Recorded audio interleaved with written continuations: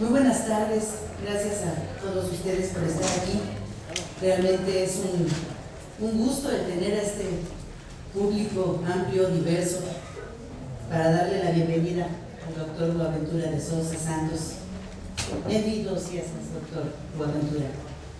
Tenemos hoy el honor de ser la sede de una de las 4 conferencias que el doctor de Sousa Santos impartirá en México en el marco de las conferencias Premio México de Ciencia y Tecnología, el que le fue otorgado en 2010 y entregado el año pasado.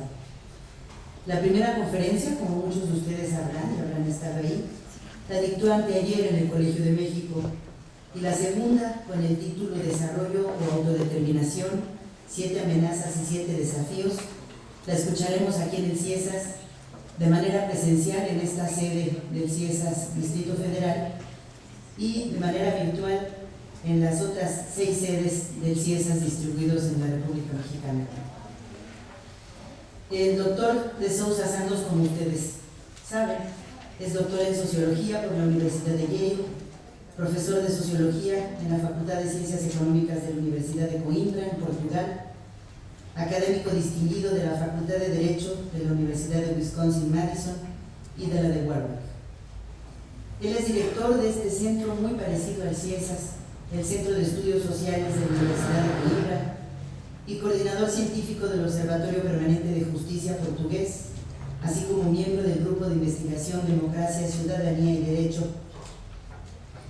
El doctor de Sousa es reconocido internacionalmente como uno de los académicos más importantes en el área de la sociología jurídica. Y ya saben, ustedes lo conocen, lo han leído y por eso están aquí, lo quieren escuchar y conocer. En temas en torno a la globalización, la sociología del derecho, la epistemología, la democracia, los derechos humanos.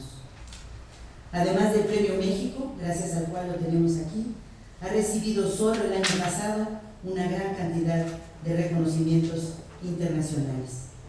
Quiero agradecer cumplidamente al Consejo Consultivo de Ciencias de la Presidencia de la República al tomar en cuenta el CIESAS para que una de las 4 conferencias sea impartida en nuestra institución, aquí, en esta casa que se llama la Casa Chata. Es esta la sede original y emblemática del CIESAS, cuya orientación ha cambiado radicalmente. Fue la casa de campo del Tribunal de la Inquisición, que se caracterizó por la intolerancia a la diversidad. Y hoy alberga el CIESAS, institución en la que se genera y se transmite conocimiento precisamente para entender y defender esa diversidad. Agradezco a Boaventura el haber aceptado venir a México y al CIESAS. Realmente es un gran honor que esté aquí. Gracias a todos ustedes por acompañarnos. Veo muchísimos estudiantes, lo cual me da mucho gusto. También me da gusto ver a los investigadores, por supuesto. Y doy ahora la palabra al doctor Jorge Alonso. Él es profesor investigador del CIESAS, también desde sus orígenes, en esta casa. Él está desde hace ya muchos años en el CIESAS Occidente, una de las 7 sedes del CIESAS, y que obtuvo su doctorado precisamente aquí en el CIESAS. Él ya ha tenido relación virtual, ahora ya presencial, con Boaventura, y le doy la palabra para que nos diga algo más. Bueno, pues a mí también me da mucho gusto que Boaventura esté ahora con nosotros. En los años 70 teníamos la tradición de los jueves de la Casa Chata, y esta es una buena remembranza de lo que hacíamos en aquellos tiempos. En el libro que escribimos Alberto Asís y yo, publicado por CIESAS México, una democracia vulnerada, nos referimos a 15 libros de Boaventura de Sousa Santos. Y lo tercero que quiero destacar es que pues, uno de los académicos, junto con don Pablo González Casanova, que más me ha influido, es Boaventura. Leyendo a Boaventura de Sousa Santos, aprendí que la llamada globalización incluía que costumbres muy locales se fueran difundiendo por todo el mundo. Seguí los caminos de la globalización del derecho y descubrí la emancipación multicultural de los derechos humanos. Boaventura también me abrió los ojos de que nuestros patrones científicos prevalecían con un imperdonable y atroz epistemicidio.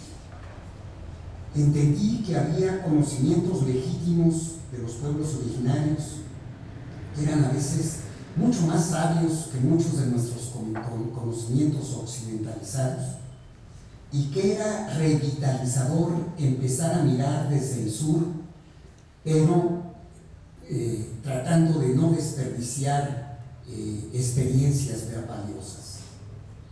Avancé en la convicción de la necesidad de redemocratizar y de reinventar nuestras democracias, y que deberíamos avanzar en una democracia de alta intensidad.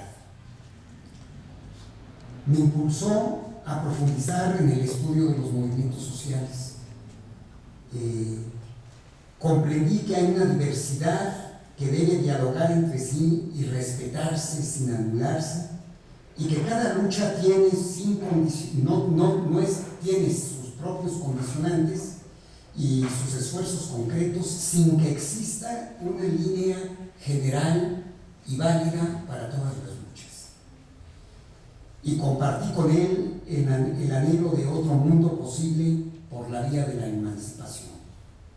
En un texto que he estado elaborando en estos últimos días sobre cómo se ha recrudecido la represión contra los pueblos originarios, he visto que los grupos indígenas que defienden sus territorios y sus maneras autónomas de organizarse vienen padeciendo una represión que se ha incrementado en los últimos tiempos. En la zona zapatista, las autoridades oficiales primero han tratado de cooptar, por lo que premian con apoyos sociales a quienes desertan de la resistencia zapatista, y por otro lado han echado mano del paramilitarismo para reprimir a quienes no se someten a los planes gubernamentales y de los grupos de poder económico, y finalmente han encarcelado arbitrariamente a muchas personas para hacer presión sobre sus comunidades autónomas. Si revisamos los ejemplos destacados de 2011 y lo que va de 2012, nos encontraríamos con casos realmente muy alarmantes. No los voy a abrumar con eso, pero en este escrito termino con unas reflexiones precisamente, y lo hice antes de que supiera que iba a estar aquí con Boaventura, con una cita de Boaventura de Sousa Santos, quien nos ha llamado la atención del concepto indígena del buen vivir, que enriquece la experiencia productiva, que se funda en la sustentabilidad, la solidaridad y la reciprocidad, y que ha convocado a finalizar un modelo económico criminal que está acabando con el planeta, el cual se sustenta en el secuestro del derecho, es un especialista del derecho, por parte de transnacionales que se escudan en un capitalismo verde que no garantiza a la mayoría de la población su supervivencia, pues intenta privatizar todos los ámbitos de la vida y la naturaleza, mercantilizando los ecosistemas, por lo cual, y en resistencia a esto, se han ido multiplicando los activistas de la vida. Estos grupos originarios y estos pueblos originarios tan asediados son, en realidad, parte de estos activistas de la vida. Y me da mucho gusto tener ahora con nosotros a Boaventura de Sousa Santos, que ha incursionado en muchos temas y que tiene un pensamiento muy fresco y con muchas luces para nuestro presente y futuro. Muchas gracias.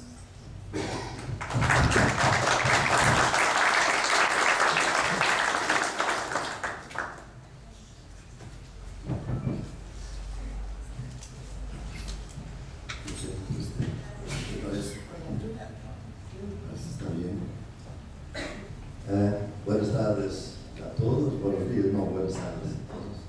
Muchas gracias, Virginia y Jorge, por las amables palabras de introducción. Es Es una gran alegría estar aquí con ustedes para compartir algunos de mis inquietudes y de mis investigaciones. Y gustaría de hacerlo hoy en un registro, tal vez este teléfono Sí,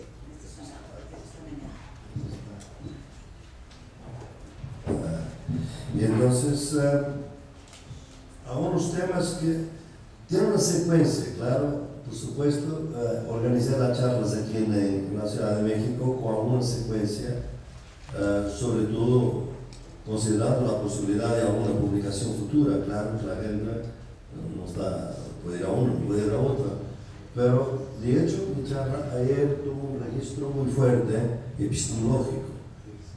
Hoy vamos a tener un registro distinto e intentar de ver de un punto de vista político, económico y sociológico cuáles son las grandes amenazas que vivimos en el mundo.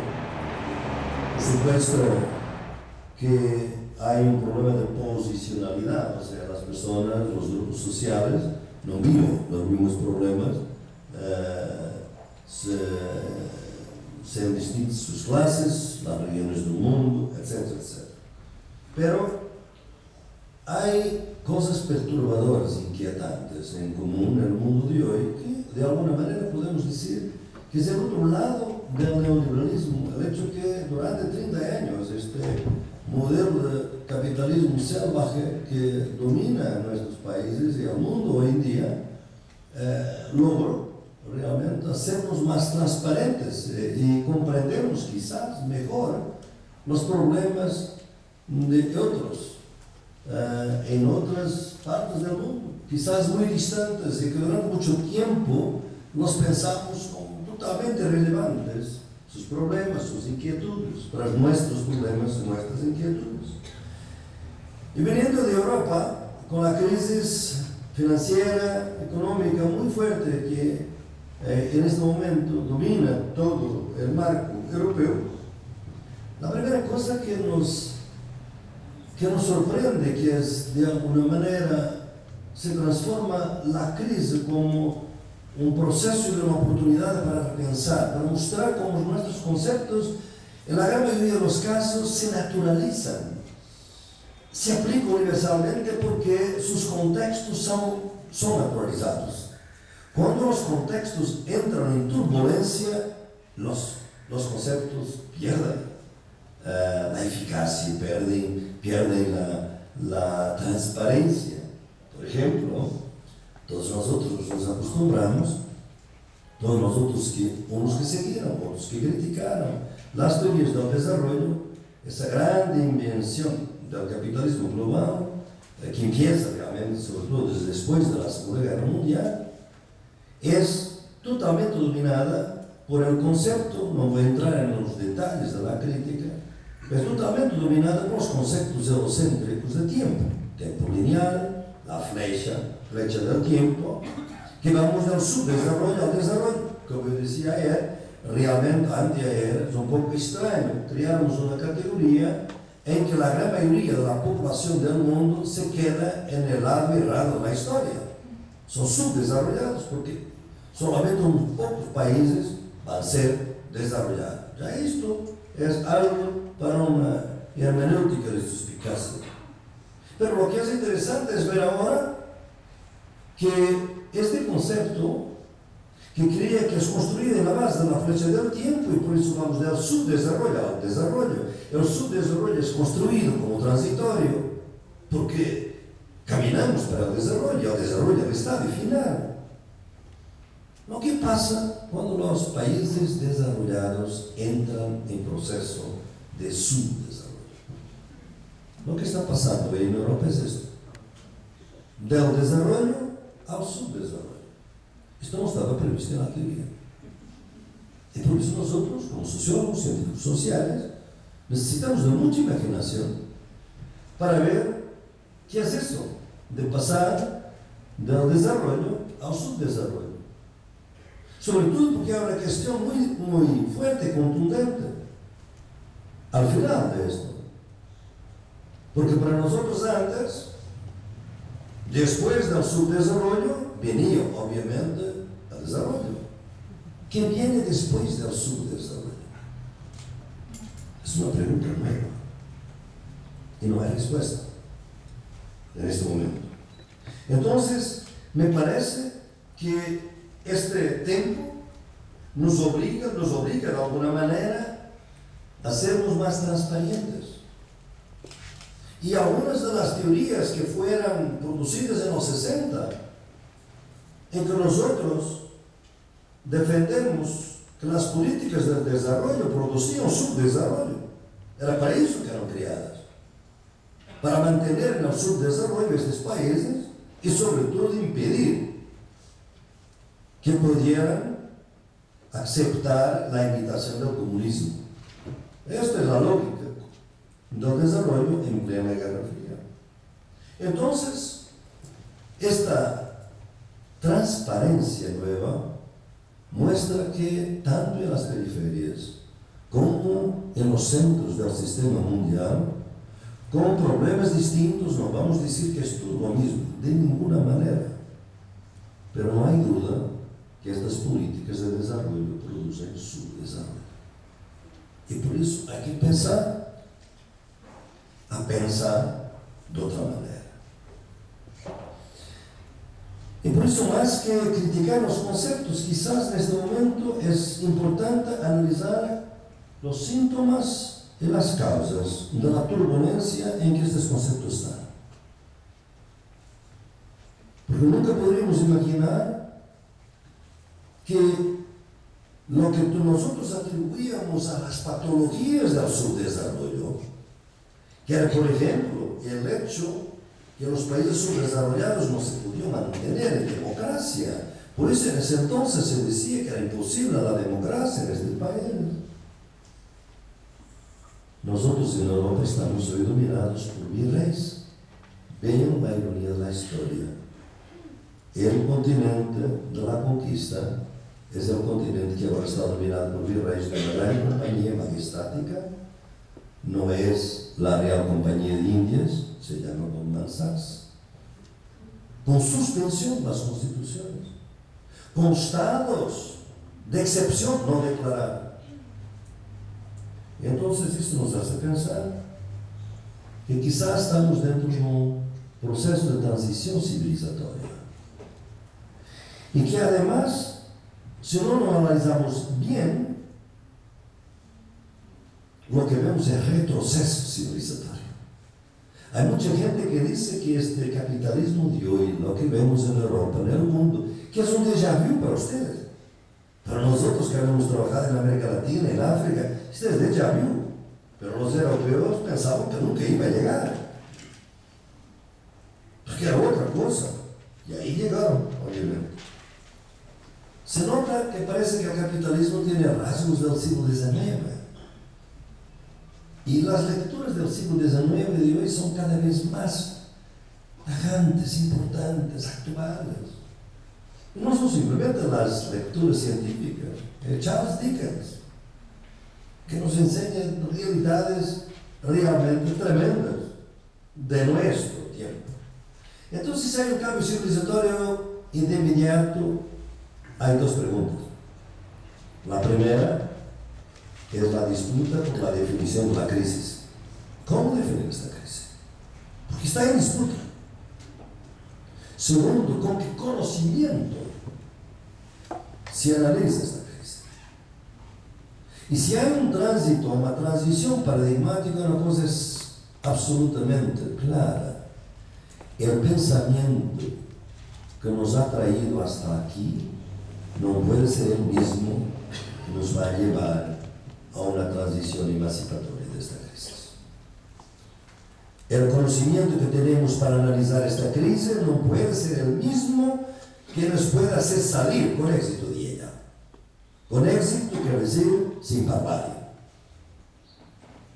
Entonces, es por ahí que vale la pena entonces analizar muy en general, primero, cuáles son los efectos de este neoliberalismo disciplinario en que estamos entrando y que tiene un subconjunto que voy a analizar un poco más en detalle, pero tiene en su conjunto una cultura de violencia y de muerte física, de cuerpos, de hombres y de mujeres, de naturaleza, de ideas, de aspiraciones, de conocimientos. Hay una cultura de muerte que domina y que entra en nuestros imaginarios. No está solamente en las instituciones, entra en nuestros imaginarios y cambia la manera como vemos la sociedad. Miren, por ejemplo, hablamos simplemente para alguna cosa que surge naturalmente, pero es absurda, a pesar de natural. Es la transferencia sutil de las responsabilidades colectivas para las culpas individuales, de los problemas colectivos para los problemas individuales. Esto es fundamental, esta transferencia que se hace muy sutil, que está en la prensa todos los días, en los comentadores, y que van inculcando en la subjetividad esta transferencia. Con ella, una otra, la idea de autonomía, que es defendida en la misma medida en que se destruyen las condiciones para ejercer la autonomía. Defendemos la autonomía y destruyemos, obviamente, las condiciones de autonomía. Quien tiene hambre no es autónomo. Quien está amenazado de muerte no es autónomo. Pasamos de un contractualismo social, que era la metáfora fundadora de nuestras sociedades, que permitieron crear la sociedad civil en contra de la sociedad de la naturaleza oceana, estamos a pasar de una manera sutil del contrato social al contrato individual. Que son dos cosas que no tienen nada en común, excepto la palabra contrato. Porque el contrato social fue creado para disminuir en la medida posible las diferencias. El contrato individual ratifica las diferencias, sobre todo las diferencias de poder, las desigualdades sociales. Y esto es un campo que, a mi juicio, nos está llevando a pensar que, de alguna manera, yo lo digo en algunos textos en este libro del siglo XXI, y que es cada vez más actual a mi juicio, que la sociedad civil existió siempre en paralelo con el estado de la naturaleza. Hubo mucha gente que se quedó en el estado de la naturaleza, todas las colonias, como decía Hobbes y Locke, en el estado de la naturaleza. Y hasta hoy las producimos. Y lo que estamos haciendo hoy en día es que mucha gente pasa de la sociedad civil al estado de la naturaleza. Del estatuto del ciudadano al estatuto de súbdito y de siervo. Entonces, esta violencia, que es un otro rasgo, la polarización de la desigualdad social, que crea un individualismo autoritario, hace con que la seguridad humana, que ustedes saben que fue definida como la ausencia de miedo y de necesidad. Ese es el concepto de seguridad humana de las Naciones Unidas. Hoy, ese concepto se transformó en seguridad nacional, es securitización. Son industrias de vigilancia y son ciudadanos atomizados, asustados, atemorizados, a creer y a pedir más y más vigilancia, más y más policías, más y más cárceles. Entonces es una cultura de vigilancia que está dominando. Ela está muy conectada con la polarización, por supuesto. La metáfora de los 99 versus los 1% sería ridícula hace 10 años. Hoy eso no es posible. Un estudio reciente realizado en la Universidad de Graz, en Suiza, nos ha traído un dado absolutamente perturbador, y por eso el estudio ha sido ocultado. 147 empresas dominan 40% del mercado mundial. Esto muestra la fuerza de pocos agentes, porque dentro de estas 140, 20 controlan más de la mitad. Todas son norteamericanas, excepto una de ellas. Este es un desmentido más claro a las teorías de mi querido amigo Tony Negri. Imperialismo no hay, sí, no es imperio, es imperialismo, muy claramente. Un otro rasgo que es perturbador en este sentido, antes de entrar en las amenazas, es que estamos a pensar, y esto es muy importante para la teoría sociológica y para las teorías de las clases, es que pasamos de una distinción entre países ricos para países pobres a una distinción entre países con más ricos y países con más pobres, y todos con menos ricos y todos con mucho pobres. O sea, la polarización que va a decir, pues por supuesto, México tiene gente muy rica, Bangladesh tiene gente muy rica, Tanzania tiene gente muy rica. Entonces, las categorías de riqueza de países, que era una categoría que obligaba a una redistribución de riqueza y era basada en esa idea, parece ahora que estamos en países ricos y en países con ricos y en países con pobres. Todo esto, a mi juicio, como voy a detallar, nos está llevando para algo que yo llamaría un totalitarismo gradual, que he llamado en mis estudios fascismo social. Y es esto que es la cara de la democracia de baja intensidad en que vivimos. Y por eso, las clases populares en todo el mundo, diferentes, obviamente, con muchas condiciones distintas, están sufriendo 7 amenazas que son la extensión de la crisis, que yo voy a detallar un poquito más del tiempo que tengo. Y como digo, esta simetría, piensen siempre bien, la simetría entre analizar y transformar, que es el gran problema de nuestro tiempo, de una transición paradigmática, y que lo he llamado, en mi caso, las epistemologías del sur, obliga que además de conocimiento y de razones convincentes, necesitamos de intereses vitales y necesitamos de pasiones movilizadoras. Vivimos un tiempo donde hay muy poca pasión movilizadora.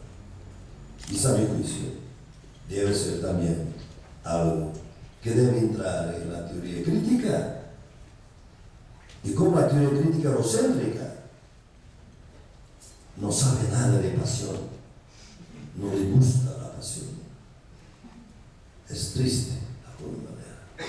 Yo pienso que los grandes de la escuela de Frankfurt nos quedaron mismo después de las transformaciones que todos nosotros contribuimos en este continente, en Europa. Se quedó triste y, como digo, no sabe bailar, no sabe danzar, no sabe emocionarse, y por eso hay que cambiar esa teoría crítica. Vamos entonces a ver las amenazas. La desorganización del Estado. El Estado moderno fue creado como un Estado capitalista y un Estado colonial. Es claro.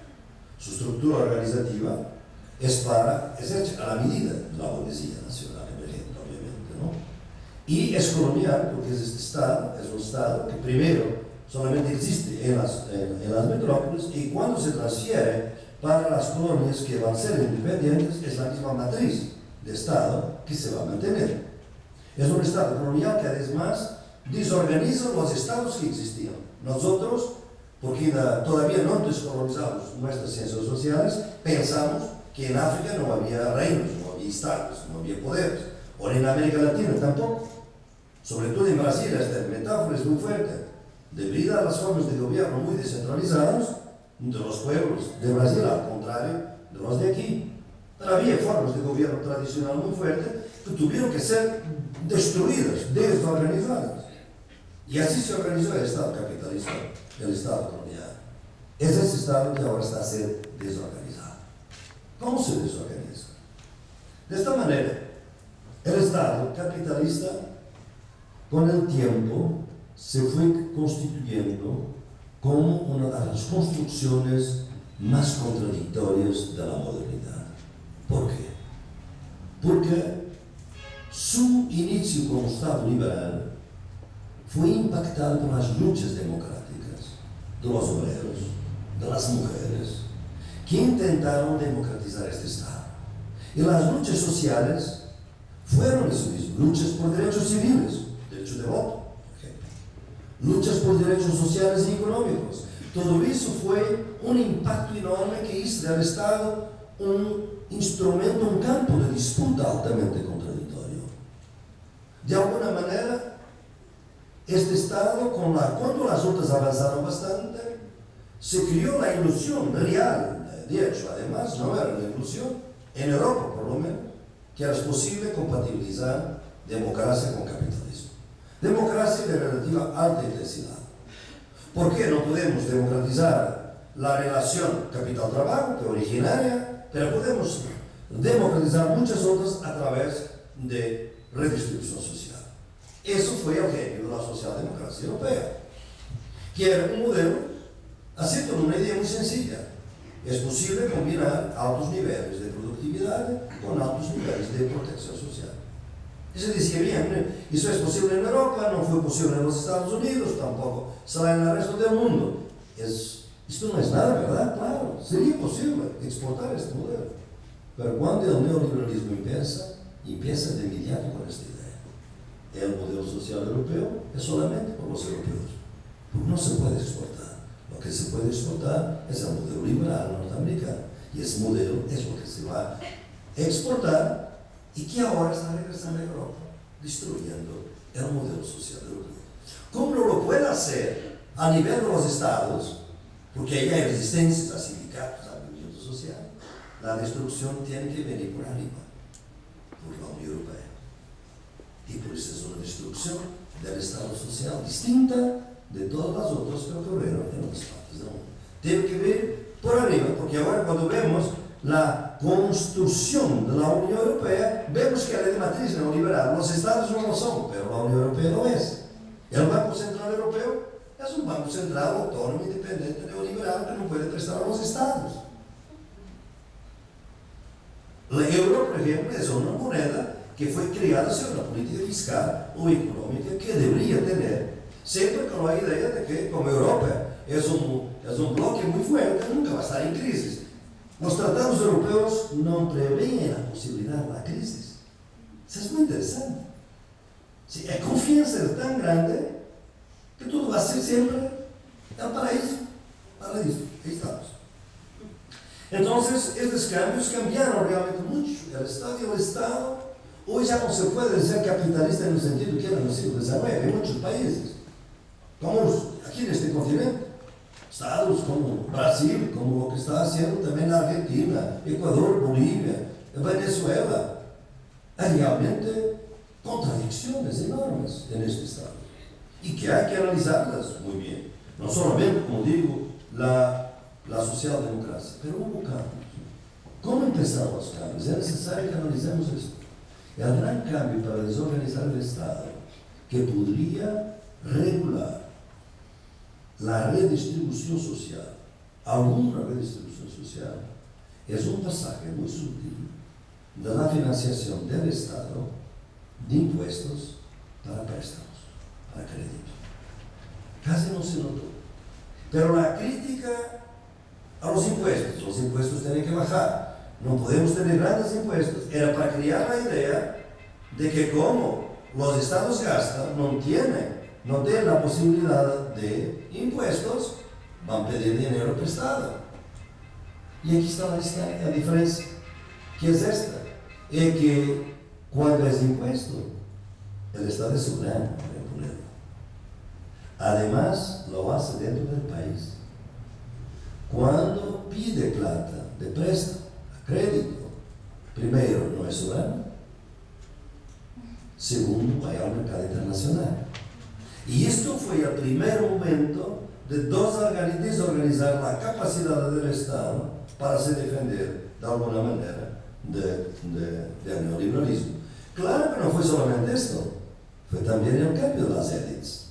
Ustedes ven, los líderes políticos de Europa, todos pasaron por los mismos cursos de neoliberalismo de la misma universidad de los Estados Unidos, Georgetown. Y todos, Zapatero estuvo, Aznar estuvo, Durán Barroso estuvo. O sea, socialistas y derechistas. Paulo Portas, el canciller de Portugal ahora. Entonces, es importante de ver que este campo de lucha, digamos, hizo con que el Estado se asumió como un Estado más contradictorio, y por otro lado, estas contradicciones en los Estados que salieron del colonialismo, se pensó que todo el problema era el colonialismo. Y por eso, con la independencia, terminó el colonialismo y empezó la autodeterminación. Esto es lo que está muy claro en 1955, en la reunión de Bandung de los no alineados. Y esta fue la gran ilusión de todos estos países. Con la independencia no terminó el colonialismo. Empezó con otras formas. ¿Y quién lo dice mejor? Nadie. Fue en Krugman. 66 es un libro fabuloso sobre el colonialismo. Claro, lo dice también un gran intelectual que nosotros aquí deberíamos, sobre todo en este continente, porque nació en Jamaica, no muy lejos de aquí, y hace 50 años, hasta ahora los cumpleaños 50 años los condenados a la tierra, Franz Fanon, lo que más seriamente dudó de las posibilidades de las independencias. Entonces, lo que estamos viendo es que, a pesar de haber transformaciones de Estado que van en otro sentido más progresistas a lo largo de estos años, yo voy a mencionar algunos como Bolivia y Ecuador, es importante de ver que realmente el neoliberalismo, por estos mecanismos, logró de una manera invertir todo lo que era la tradición del Estado. Porque fue la socialdemocracia, que fue esta redistribución social, es transformar relaciones mercantiles en relaciones no mercantiles, básicamente. O sea, yo quiero llevar mis niños a la escuela. Uno de dos, tengo plata, no tengo plata. Si el sistema es privado, si no tengo plata, no puedo llevar. Si tengo plata, voy a llevar a la escuela privada. Pero si hay un servicio nacional público de educación, entonces sí, yo no tengo plata, pero mis hijos pueden tener una educación. Fueron los servicios públicos, bienes comunes.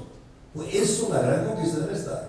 Y este Estado moderno es el mismo que en este momento está a convertir relaciones, interacciones no mercantiles en interacciones mercantiles.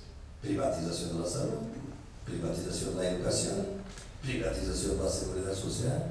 O sea, este Estado se desorganiza y se caracteriza de esta misma forma. Y ustedes notan, no es por acaso, todos los recortes, hay muchas ineficiencias en el Estado, quizás, por supuesto, pero miren dónde son los recortes, son todos en las políticas sociales, son los salarios, son las pensiones, son las financiaciones de la salud y la educación. Por eso la gente está en la calle, en la lucha.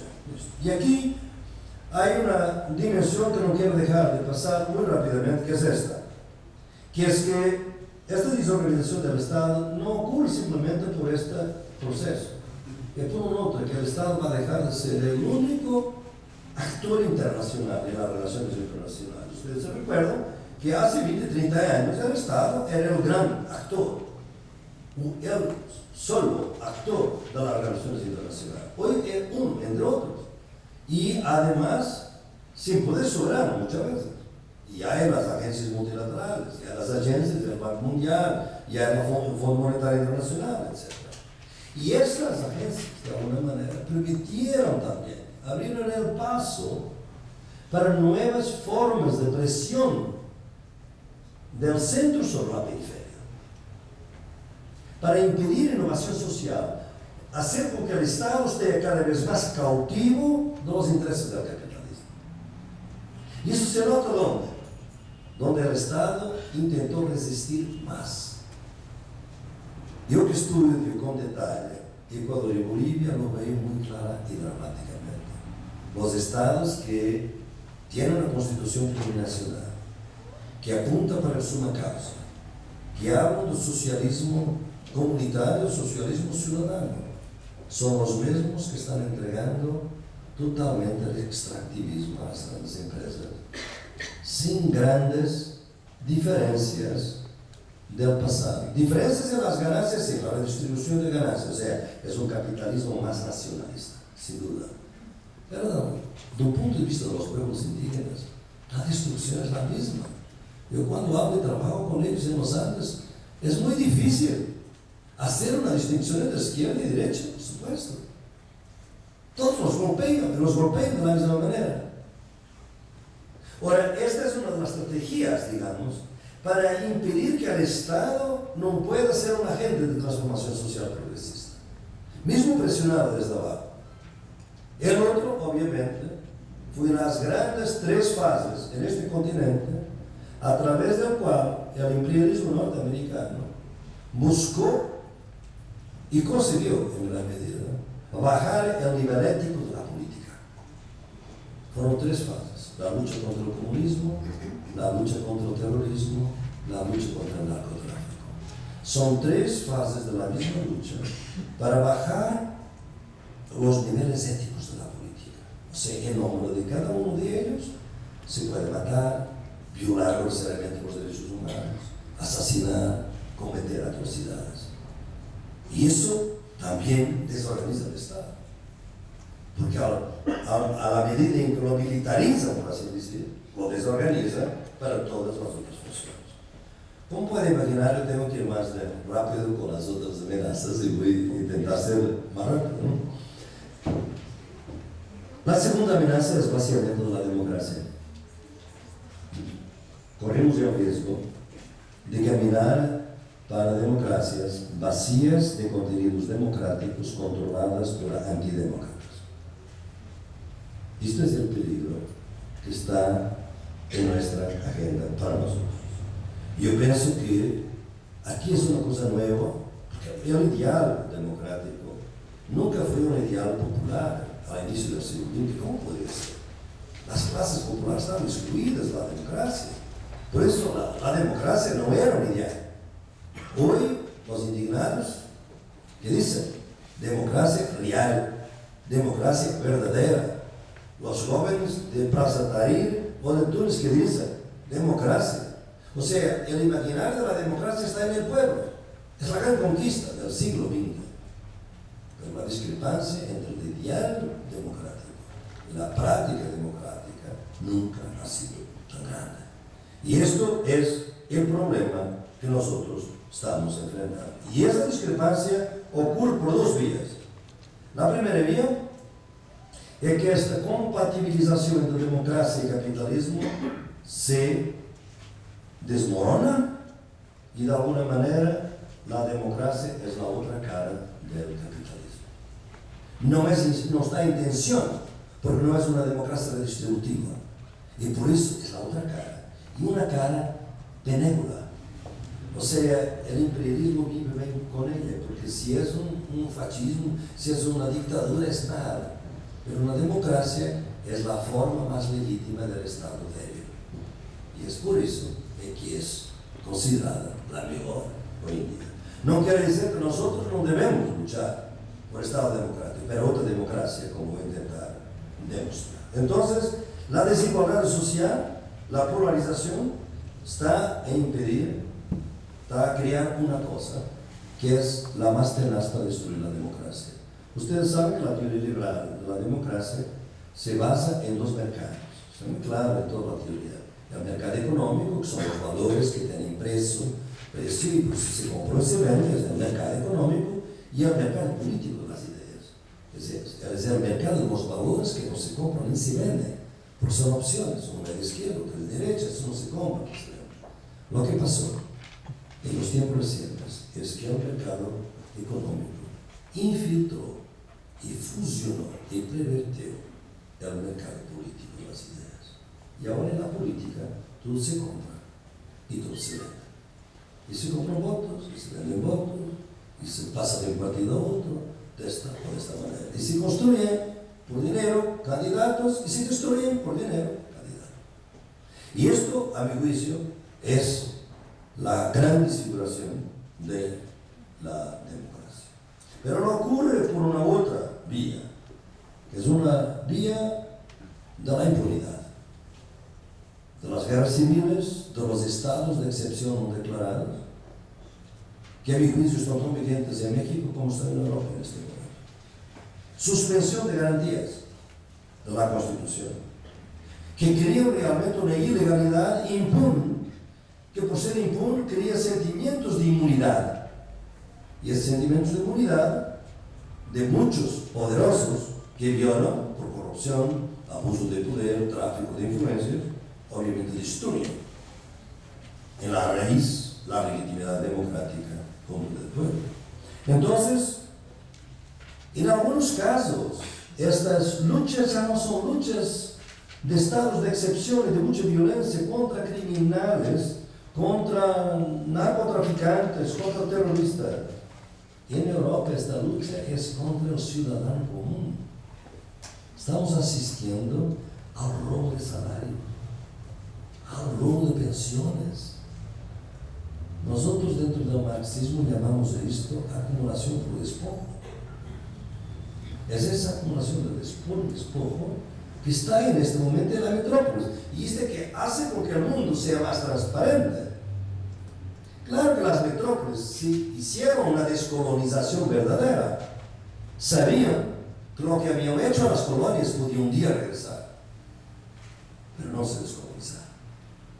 No aprendieron con el colonialismo porque el colonialismo las impidió de aprender, porque sería un caso de casi suicidio, digamos así, en relación a sus ideas. Entonces, esta es otra de las amenazas, que voy caminando un poquito más deprisa.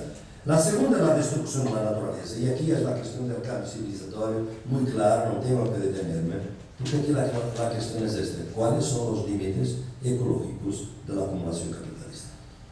Es aquí que este sentimiento que hablaba antes entre un impulso de urgencia y un impulso de cambio civilizatorio se nota más fuertemente. Porque la cuestión ecológica nos obliga, obviamente, a actuar de inmediato. Pero sabemos que para resolver el problema ecológico es necesario un cambio civilizatorio, porque es un cambio donde el enemigo no son simplemente los grandes empresarios, las empresas extractivistas, somos nosotros mismos, nuestros hábitos, nuestros consumos, nuestra manera de nos movilizarnos, nuestras formas de consumirnos. Es realmente un reto tremendamente importante que en este momento está aquí. Y lo vemos con gran preocupación, esta amenaza de la destrucción de la naturaleza, que en este momento está más grande que nunca. Y tiene nuevas formas. El extractivismo en América Latina, fuerte como nunca. Los pueblos indígenas golpeados todavía más por el extractivismo. Hasta Patagonia. Veo la lucha hoy en Famatina, Argentina, por el agua. Impedir una mina de oro que va a contaminar todo el agua de este territorio. Entonces, tenemos aquí las luchas, y realmente son luchas de pueblos indígenas, los grandes protagónicos de la lucha contra este modelo de desarrollo, que son los extractivismos que están por ahí. Y eso, en mi juicio, es lo que está destruyendo de una manera muy fuerte toda esta idea de forma de desarrollo. Pero hay una otra, que es la incapacidad de las Naciones Unidas de traer una alternativa. Si es urgente, si se reconoce que ahora ya están claros las empresas grandes que pagaron los científicos para decir que, para negar el calentamiento global. Todo eso está en los Estados Unidos en la primera página del New York Times. Se sabe que hay calentamiento global, hay acuerdo. Entonces, ¿qué vamos a hacer con eso? Miren los documentos, porque deben estar interesados como ciudadanos investigadores, los documentos de las Naciones Unidas para el Río +20 que se va a realizar en junio, en Río de Janeiro. El modelo es economía verde, capitalismo verde. Es el máximo de conciencia posible del capitalismo. O sea, si nosotros, el documento es así, los mercados tienen que ser libres y sin restricciones.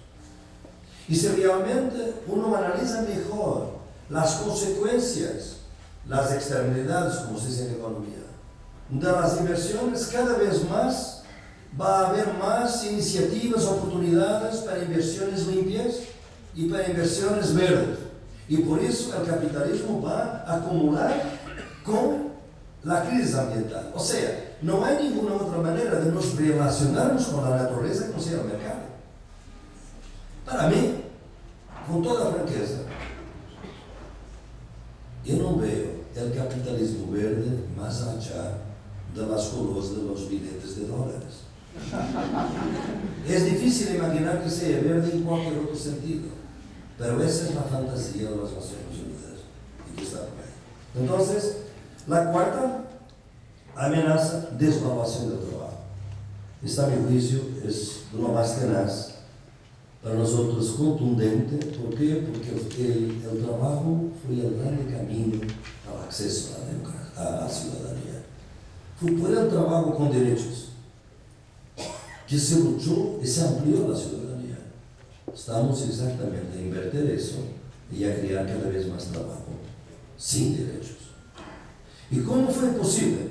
De nuevo, el neoliberalismo hizo una cosa muy sutil y muy inteligente que nos escapó durante mucho tiempo. El trabajo es un recurso global, pero no hay un mercado global de trabajo. Esta es la lógica. Porque si hubiera un mercado global de trabajo, había maneras de defender y de organizar y no dejar de ninguna manera que el trabajo esclavo o que nuestras Nikes o que sean producidas con trabajo esclavo. Pero eso fue la lógica. Y es por eso que se liberalizó todo, excepto, obviamente, la movilidad de la gente. Y por eso hoy tenemos más fronteras, más muros, más, ¿cómo se dice? Sí, fronteras, muros, fences, ¿cómo? Barras, que se están construyendo por todo lado, y ustedes las conocen muy bien. Entonces lo que está pasando es la sobreexplotación, lo que llamábamos en el marxismo la sobreexplotación, que tiene ahora rasgos muy interesantes. Primero, desaparece o está cada vez más a desaparecer para los jóvenes. ¿No? Yo trabajo aquí sobre todo para los jóvenes, claro. Desaparecer la distinción entre trabajo pagado y trabajo no pagado. Mucha gente trabaja y no sabe de ninguna manera que parte de ese trabajo no va a ser pagado, porque es muy difícil esa distinción. Tampoco, igualmente, se borra la distinción entre trabajo y tiempo libre. Y esto no son solamente la gente en la calle, la gente que está con los pies en frente. Lo que llamamos precariado está también con el ciberprecariado. Los que trabajan en sus computadores en la casa. ¿Dónde está el trabajo libre? ¿Dónde está el tiempo libre? ¿Dónde está el trabajo? Más, uno de los trabajos más útiles cuando hay crisis de desempleo, uno de los trabajos más útiles que no es pagado es el trabajo que uno tiene para buscar trabajo. Nadie nos paga. Y mires que jóvenes, sobre todo jóvenes, se quedan también en media edad, lo que caminan, lo que escriben, los emails que tienen que mandar, cartas para buscar empleo, trabajo útil, por supuesto, pero no lo pagan. Entonces, estamos aquí con formas arcaicas de sobreexploración, que es el trabajo esclavo. Por eso hay un departamento de las Naciones Unidas y formas hipermodernas de sobreexplotación, en el precariado y en el ciberprecariado. Entonces, yo pienso que esto es otra amenaza. La quinta amenaza es la mercantilización del conocimiento. Lo que está pasando hoy es que un cambio brutal en las instituciones universitarias y centros de investigación. En algunos países más mostración, por mí, la ventaja de trabajar en los Estados Unidos y en Europa y en otros países me da la noción de cómo este modelo está presente en todo el lado, pero es aplicado con criterios muy distintos, de acuerdo con las fuerzas en presencia. Pero la idea es la misma. La curiosidad termina como un gran motor del conocimiento y es sustituida por el mercado.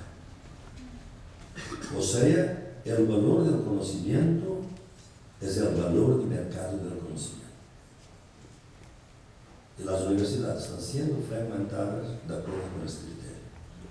Ustedes van a una universidad americana, europea, y ven los edificios, la biotecnología, la ingeniería, hay plata para todo. Pero las humanidades, las ciencias sociales, están siendo asfixiadas. En algunas universidades, conocimiento que no conduce a patente no es verdaderamente conocimiento. y por ridículo que os pueda, o cruel, o asustador, se buscan que en ciencias sociales también podríamos tener patentes. Entonces, esta idea que ha devastado África, ustedes no imaginan, no tengo tiempo, yo tengo algunos textos sobre la universidad, vamos a tener un debate mañana sobre la universidad aquí en la UNAM, y esto, claro, será más detallado, pero la enseñanza, la forma como las universidades están organizadas también con empresas cada vez más. Y la democracia dentro de la universidad es un obstáculo a la eficiencia de la universidad. Podría seguir por muchos caminos, pero en el libro que ustedes algunos han leído, lo voy a detalle lo que está en proceso con la liberalización de los servicios en el round de Doha de la liberalización de los servicios. Y uno de los servicios que va a ser liberalizado, o que quiero que sea, y que son los más lucrativos, son lo que el Banco Mundial llama educación terciaria. El Banco Mundial tiene pudor de hablar de universidad como algo comercial, mercancía. Entonces es un eufemismo puro de educación terciaria. Más amplio que el Politécnico, etc. Pero eso es un detalle, ¿no?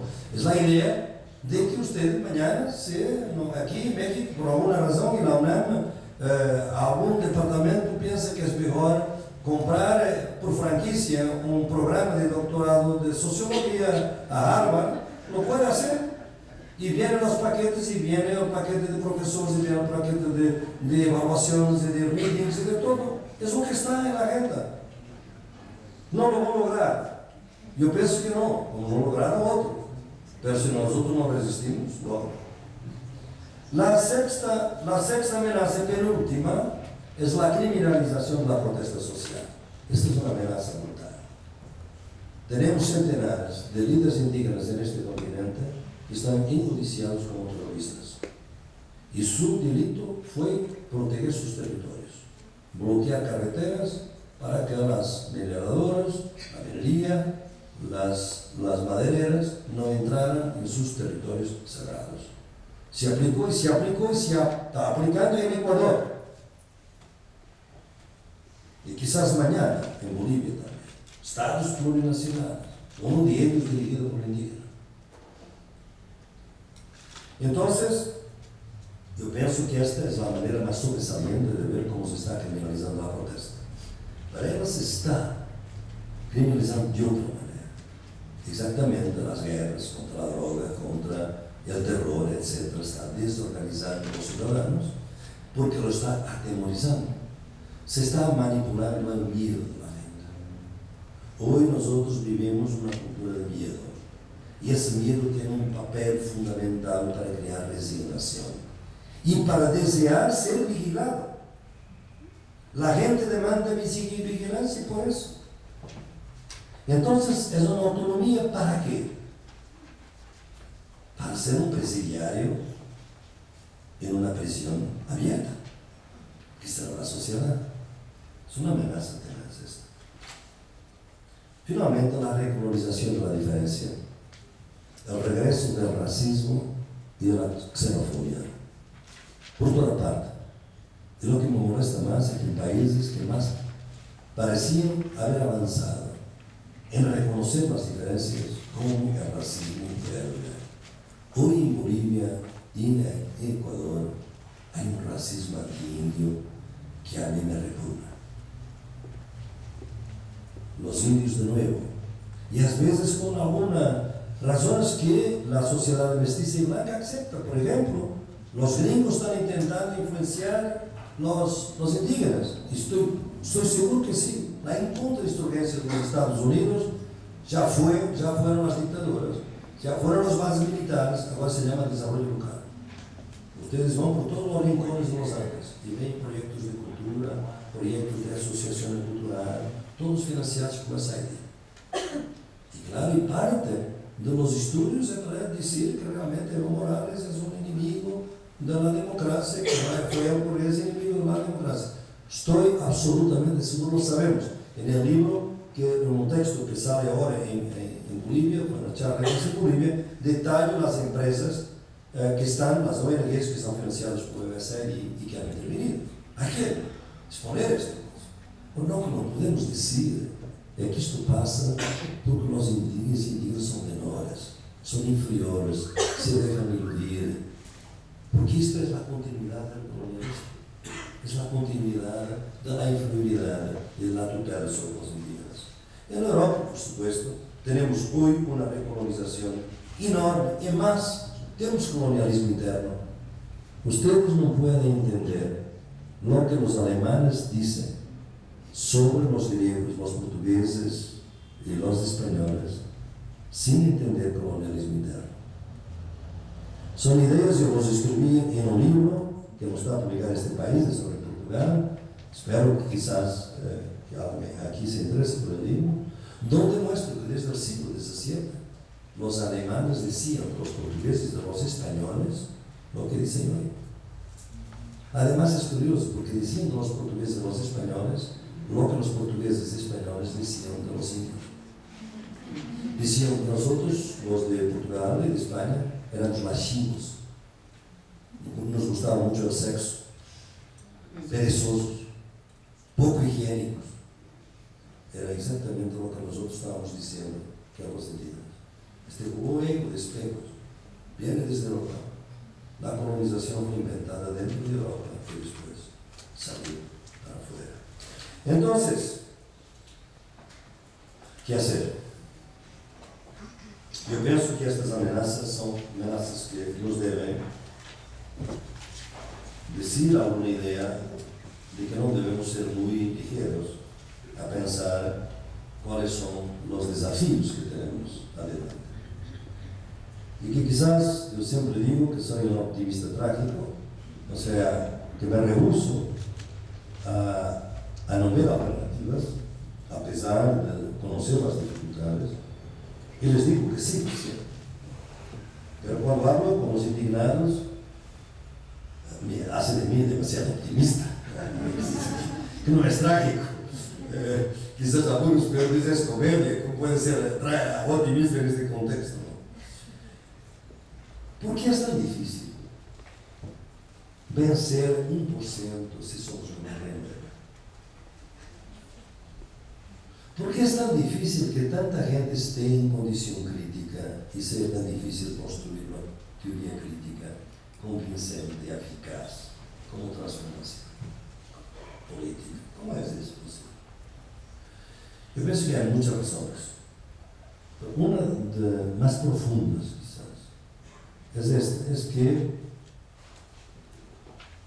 que o capitalismo logrou criar uma ilusão enorme com o colonialismo que separou as lutas anticoloniais das lutas anticapitalistas. E separou para sempre.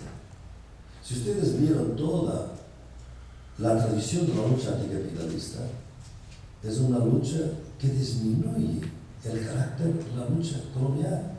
Mirem ustedes que foi necessário em 1937 para o Comintern dizer que a luta de liberação nacional das colônias era uma luta progressista, aliada com os obreiros. Hasta entonces, a ideia é que as lutas das colônias eram um impedimento à luta liberadora do socialismo dos obreiros. Por isso, a luta anticolonial foi a respeito disto, e para muitos da liberação nacional, o capitalismo não foi o inimigo. Era o colonizador, mas não o colonialismo. E por isso pensaram que estavam autodeterminados com a independência, quando de hecho estavam em um processo de subdesenvolvimento totalmente tutelado por as metrópoles.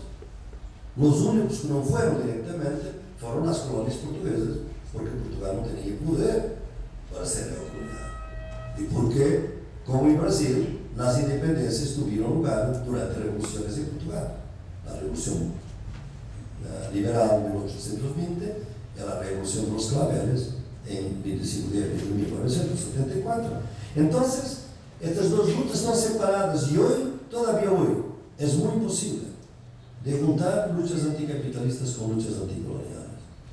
As lutas contra o racismo e as lutas contra o colonialismo, contra a xenofobia. E, además, juntar com eles las luchas matrices que el colonialismo y el capitalismo trajeron de nuevo, que son las luchas contra el sexismo y las luchas contra el fundamentalismo religioso. Estas luchas están separadas y nosotros mismos en el Foro Social Mundial buscamos efectivamente crear alguna unidad. Ella no se pudo lograr hasta ahora, porque el paradigma del desarrollo con la trampa de las independencias, todos los indígenas saben muy bien que fue una trampa, porque en algunos casos de este continente murieron más indígenas después de la independencia que durante la colonia. Saben que fue una trampa, pero como aquí la independencia fue conquistada por los descendientes de colonos, al contrario de África, que fueron las poblaciones nativas de este continente, el proceso político fue totalmente distinto. Y por eso, ¿cuáles son los únicos pueblos que van a rescatar la idea de autodeterminación en este continente? Los pueblos indígenas. La idea de autodeterminación está otra vez en la agenda política por la mano de los movimientos indígenas. No hablo de desarrollo, hablo de suma causa, vivir bien. Y nos están creando algunas alianzas con, por ejemplo, los ecologistas. O sea, lo más arcaico con lo hipermoderno. La idea que empieza hoy con un desafío que es posible pensar la prosperidad sin crecimiento infinito. Porque mire cómo es contradictorio esto. Que Europa, que era un continente de grande conciencia ecológica, viene la crisis del discurso ecológico y desaparece. Ustedes miran los periódicos, ¿qué dicen? Crecimiento, claro, es necesario crecimiento. Y las recetas de la troika no permiten crecimiento. Este crecimiento que las Naciones Unidas dicen que a partir de 2015 son irreversibles los efectos para el planeta Tierra, no puede ser. Tiene que ser otro crecimiento. Pero nadie discute ese otro tipo. Son los pueblos indígenas, sus aliados, que lo están. Porque no es un desarrollo alternativo, es la idea de alternativa al desarrollo. ¿Cuáles son entonces los tres desafíos? Y con esto concluyo. Son tres palabras, tres consignas, que todos los movimientos de mujeres, de indígenas, de derechos humanos, ahí está el movimiento por la paz, vida y dignidad, paz y dignidad de este país, estaba diciendo, todas estas consignas, las tres consignas, tienen que estar presentes en todos. Y ahora se llama desmercantilizar, descolonizar y democratizar. Descolonizar para destruir la colonialidad del Estado y de relaciones sociales que impiden cualquier posibilidad de renovación social. Porque si tú tienes en tu sociedad inferiores, y si esos inferiores pueden ser mismo una minoría fuerte, hay mayoría, ¿cómo vamos a transformar a partir de un proceso popular? Hay que descolonizar. Y descolonizar las universidades. Eso hablé ayer un poco y quizás mañana volveremos al asunto. Esa descolonización es fundamental. Miren que después de siglos, no siglos, pero décadas, en que la universidad pública intentó dar acceso a los estudiantes más pobres, está ahora intentando dar acceso a los estudiantes más ricos. Ustedes van a las universidades americanas, 80% son chinos, los otros son indianos. ¿Por qué están ahí? Porque sus bolsillos son largos, tienen plata, pagan mucho más. Es la discriminación al revés. Es la mercantilización de la universidad también. Entonces, desmercantilizar la universidad, por supuesto, y el conocimiento, y la vida y los bienes comunes. Nosotros tenemos un movimiento por el agua, exactamente, por el agua como siendo un bien común. Y pues, no es así tan difícil. Difícil es porque debo imaginarlo. El premio Nobel la primera mujer, premio Nobel de Economía, Elinor Ostrom, su trabajo son los bienes comunes. Claro, los imaginas manejados solamente por individuos, pero hay también la posibilidad, como los pueblos indígenas lo muestran, manejados por colectividad. Bienes comunes, por supuesto. que no es ni propiedad pública ni es propiedad privada, es otra cosa. Entonces, desmercantilizar, descolonizar y democratizar. Democratizar la democracia. Yo pienso que esta democracia que tenemos es una democracia que está de baja intensidad, porque no va a resistir al capitalismo más salvaje. La derecha le interesa la democracia cuando le sirve sus intereses. Cuando no sirve, se olvida de principios democráticos. De otra manera, no podríamos convivir de una manera tan amigable con China. Debería ser un problema. Entonces, y quizás debería ser también un problema con Cuba. Debería esforzar más Cuba a abrir políticamente. Pero por una razón o por otra no lo hacemos. Entonces hay aquí realmente problemas. Y mírense una cosa, y esta con una nota de alguna inquietud cuando estoy aquí en México, es que esta democracia solamente se va a enriquecer, y este es el gran desafío, es el desafío que está en la Constitución de Bolivia. Hay tres formas de democracia: representativa, participativa y comunitaria. Nosotros no podemos resolver problemas democráticos de nuestros países con democracia representativa. Es débil y fue secuestrada. Y por eso está en manos de no demócratas. Entonces necesitamos de democracia participativa y quizás de democracia directa y comunitaria. Necesitamos de más democracia, no menos. Y ahí es necesario que se junten movimientos sociales con partidos progresistas o con propuestas progresistas. Ustedes pueden imaginar que estoy totalmente de desacuerdo con la idea que es necesario transformar el mundo sin tomar el poder. No estoy de acuerdo, lamento. Es necesario tomar el poder, sí. Y transformarlo, por supuesto. Es necesario tomarlo. Y entonces lo que veo es que nosotros tuvimos en la última década algunos gobiernos progresistas que salen de la fuerza de los movimientos sociales por detrás. Desde Kirchner, a Lula, a Mujica en Uruguay, a Fernando Lugo en Paraguay, a Evo Morales, a Rafael, todos ellos. Holanda, claro, traicionan las luchas. Y claro, ahí los que piensan que se puede transformar el mundo sin tomar el poder tienen sus razones, lo respeto. Realmente se traiciona muchas veces, pero no debemos seguir intentando. No. México es el país del continente donde hay una separación más larga entre el movimiento social y la posibilidad de interferir en la política institucionalizada.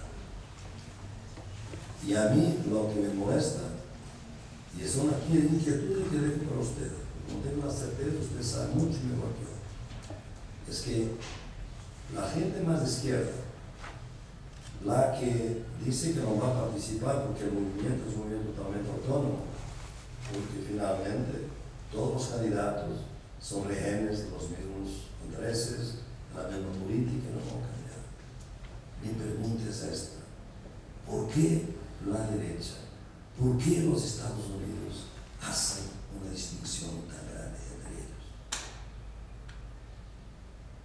Hacen una distinción tan grande. Van a hacer todo para impedir que uno llegue a presidente. Imagínense que intentaron impedir que Lula llegara a presidente. A Lula, Dilma. Dilma es una desarrollista, es una capitalista, no es hostil a los Estados Unidos. Asimismo, tuvimos informaciones muy claras, documentadas, de interferencia a favor del candidato de la derecha, o la centro-derecha, que era José Serra. Entonces, le dejo esta inquietud.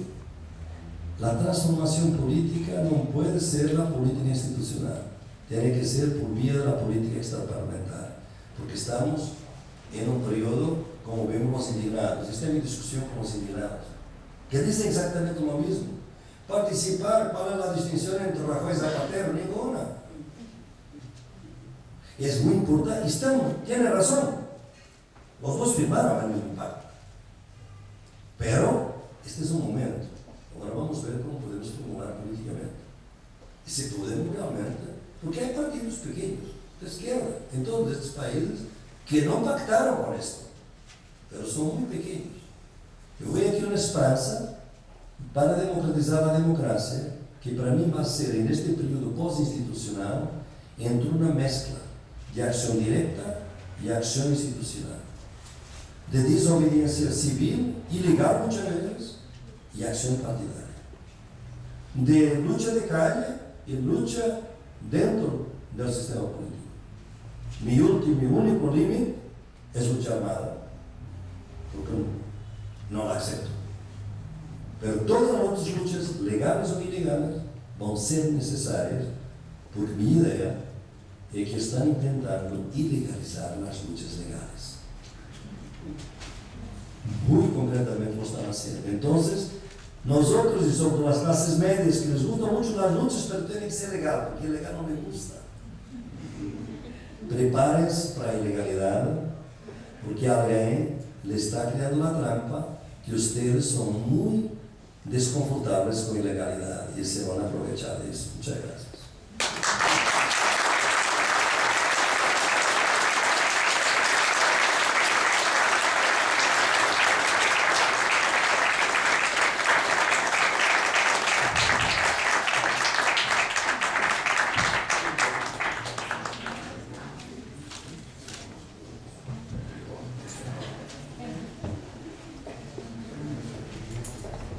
Muchas gracias, Boaventura, una vez más nos iluminas con tus ideas, tus preguntas, tus cuestionamientos, y acepta él amablemente recibir algunas preguntas.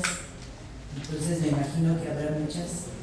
No vamos tampoco a usar de su tiempo, pero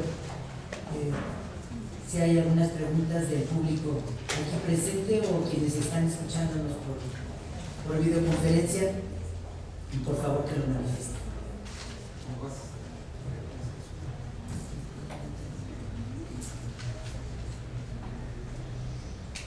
Quienes estaban por videoconferencia habían preguntado que si se podían hacer preguntas. Entonces, él ha aceptado. Entonces, adelante, levanten la mano o manifiestenlo a través de la computadora por unas líneas, y entonces ya les daremos la palabra. A ver, por favor, aquí hay una persona. Si alguien me ayuda con el micrófono.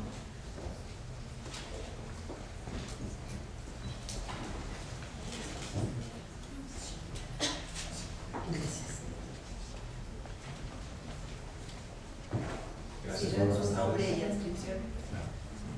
¿Sí se escucha? Sí. Bueno, soy Germán Sandoval Trigo, profesor de la Facultad de Derecho, doctorando en el Instituto de Ciencias Jurídicas de la UNAM. Antes que cualquier otra cosa, una vez más, doctor, gracias por tomarnos en cuenta, gracias por venir a México. Su pensamiento es necesario para las juventudes y sobre todo para renovar la academia también. La pregunta que quisiera fomentar es en torno al tipo de enseñanza en las universidades públicas. Como usted nos señalaba, existe un gran riesgo dentro de este tipo de colonialismo que genera una mercantilización del propio conocimiento.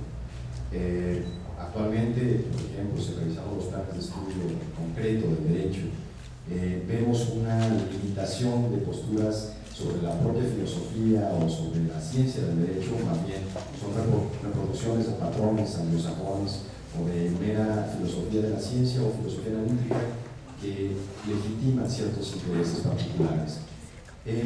Mis alumnos generalmente me discuten de cómo podemos ampliar estas razones ante la academia.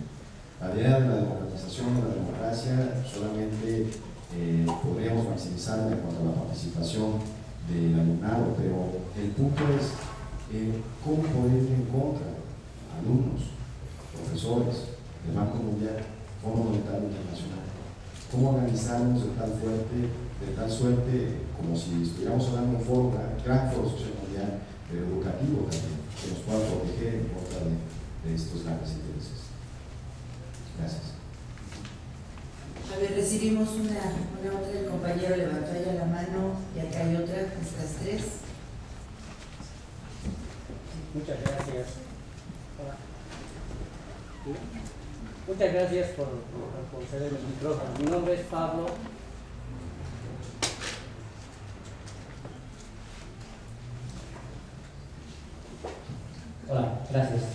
Mi nombre es Pablo Romanes Ramírez de Bolivia, Aymara y Apel.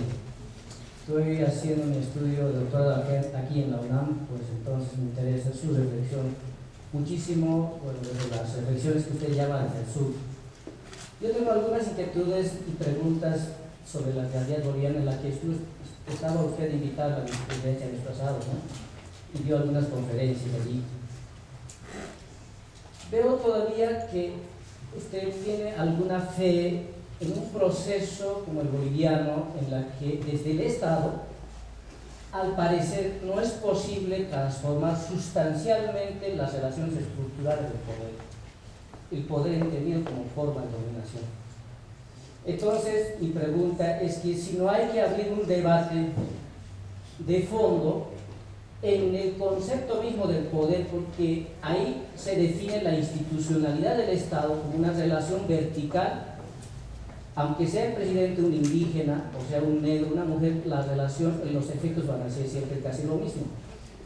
Entonces, mi inquietud, por ejemplo, va en el sentido de que la forma liberal del poder es la que está en el Estado plurinacional en Bolivia, y esa forma liberal del poder puede tener la forma democrática y la forma, digamos, forma democrática liberal y la forma incluso socialista, pero los resultados son los mismos. Y el otro lado de vertiente de debate también está la forma comunitaria del poder, la horizontalidad, pero más local, posiblemente. Los Aires, en los Andes, eso es mucho más notorio. Pero es muy local y no tiene un alcance meso o nacional. Entonces, ¿cuál es la posibilidad de pensar la política, el Estado, el poder, si no es un otro matriz civilizatorio que yo le llamo el otro poder, que no es la forma liberal democrática ni la forma comunitaria indígena muy local, sino entonces me parece que hay otro vertiente de poder pensar, porque siempre está pensando en la forma dicotómica o blanco o negro, o liberal o comunitario, o excluyente de nuestro pensamiento, cuando hay otra vértice, otra vertiente de posibilidad de pensar la política del poder desde otro matriz cognoscitivo, desde otro matriz existencial de la vida social, que sería en el mundo indígena en este caso, pero no solo el mundo indígena, porque el mundo indígena muchas veces se entiende como algo ajeno a las ciudades, sino algo que en este lugar está produciéndose, como en la FEJUVE del Alto, que no es un ejemplo grande, pero digamos puede ser rotativo en una población de un millón de habitantes, que se gobierne la FEJUVE, los del sector norte 2 años, los del sector sur 2 años.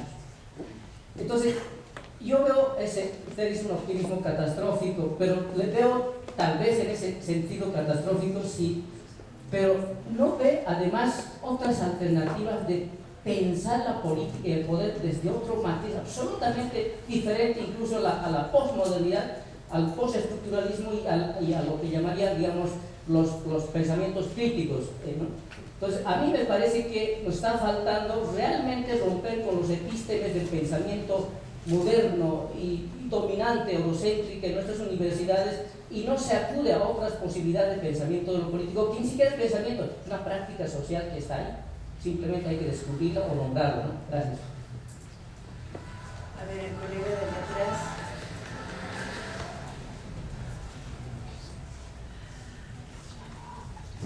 Buenas tardes, mi nombre es Fernando González Casanova. Me gustó muchísimo el cierre, ¿no? Prepárense para la legalidad como una invitación a la organización. Y me llamó mucho la atención el punto en el que hablaba sobre el problema de la descolonización. A mí me gustaría que retomara el problema de la descolonización, el problema que se va dando en esta perversión de los procesos educativos nacionales y cómo construir alternativas. Me recuerda mucho el pensamiento de Freire con esta concientización, con esta dialógica, con este pensamiento incluyente, con este pensamiento creativo hacia el otro. Me gustaría escuchar. Gracias.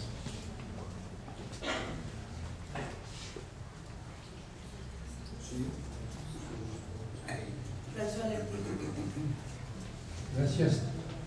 Dándole la bienvenida y agradeciendo su tiempo, estoy muy decepcionado, ¿no?, por la pero hay una paradoja, ¿sabe? O aventura, ¿no? Usted llega a decir cosas pertinentes, interesantes, a pesar, me parece, de tener argumentos, a veces que me parecen, no estoy seguro, evidentemente, que me parecen estar muy cercanos del error histórico, del descuido por la realidad. Me llama mucho la atención que un sociólogo del derecho formado en Yale hable tan poco del derecho y tan poco de la sociedad. Estoy muy interesado y muy de acuerdo en muchos aspectos de lo que plantea, pero estoy muy intrigado. Digo, esta actual que usted parece así, me parece compartir, esta esperanza en que el movimiento de los indignados sea portador ahí de una nueva capacidad, digamos, de romper con las estructuras del poder y bueno, usted parece estar así muy, eso es lo que llama su optimismo, no sé qué. Tengo muchas dudas, pero bueno, supongo que muchos tenemos dudas acerca de esto. Evidentemente hay muchos problemas muy pertinentes que usted ha planteado, sí, muy bien, ¿no? Pero estoy muy intrigado, ¿no? Por esto que me parece, usted ha dicho un montón de cosas que me parece que son inexactas, ¿no? Entonces, lo del Comintern, por ejemplo, ¿no? La historia efectivamente del proceso de las luchas coloniales en el movimiento comunista o en los movimientos comunistas. Todo eso me parece extremadamente así, digamos, esquemático y creo que sí, a veces, creo que es muy fácil. Discutimos mucho estos puntos aquí desde hace 40 años. No es que es el centro de la sabiduría mundial en sí, pero sí, hay una demanda de mucho más cuidado con los hechos y con la historia y con la exigencia de observación detallada de los hechos desde cero. Entonces sí, muy interesado en discutir efectivamente acerca de las implicaciones, por ejemplo, toda la problemática de las luchas separadas, efectivamente es tremendamente importante y es algo sí, que sigue desafiando a todos los luchadores y los que tratan de pensar las luchas. La problemática de la monetarización del acelerado proceso de la monetización en curso en los pueblos indígenas, por ejemplo, ¿no? Bueno, toda una serie de problemas que sí, que me parece que son muy pertinentes, junto con otras cosas que me parecen, sí, afortunadamente, usted supongo que estará de acuerdo con eso, afortunadamente discutibles entre las cosas que usted ha dicho en un discurso que yo encuentro, sí, demasiado mesiánico para mi gusto. Muchas gracias. A ver, acá he levantado la mano, vamos a recibir dos más. Aquellos dos que están nada más por estar a la izquierda, por eso les estoy dando.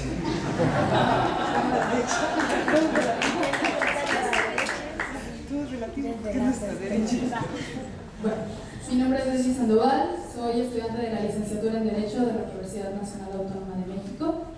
Mi pregunta es la siguiente. Movimientos como los indignados, que lo mencionó usted en contadas ocasiones en esta conferencia, movimientos como el ZLN, instituciones como el Foro Social Mundial, ¿realmente usted cree que son emancipatorios? ¿Qué criterio toma en cuenta para decir que realmente pueden llegar a ser emancipatorios estos movimientos? ¿Y qué precauciones se tienen que tomar para que no vuelvan a ser regulatorios como todas las instituciones que hoy en día la modernidad nos rodea? Gracias. ¿Qué tal? Buenos días. Mi nombre es Salvador Guerrero, estudiante de la Facultad de Derecho de la UNAM. Bueno, primero no es por conocer tanto, pero bueno, es como encontrarse a la historia de rock con la que se va a discutir por qué la letra de la canción tiene tal acento o no en determinada tonada. Pero me gustaría a lo mejor hacerle un planteamiento respecto a la capacidad transformadora de una institución que al parecer está muy vacía, que es el derecho internacional. ¿Por qué el derecho internacional? Porque, es decir, usted ha afirmado varias veces que el derecho internacional es el principal medio de dominación vertical, pero a lo mejor, ¿cuál sería una posible grieta dentro de esa configuración hacia una racionalización o hacia una horizontalidad que traiga por fin no estados fallidos, no estados antidemocráticos, sino una capacidad transformadora? Muchas gracias. Muchas gracias, vamos a darle la palabra. Muy bien, son todas buenas preguntas y con mucho gusto voy a intentar de contestar. A la pregunta de Germán, yo pienso que es un problema que se está discutiendo hoy mucho, de cómo crear un otro currículo de derecho, por ejemplo, y que pueda de alguna manera iluminar y ayudar a las luchas sociales en la medida en que las luchas sociales usan el derecho. Yo tengo varios trabajos sobre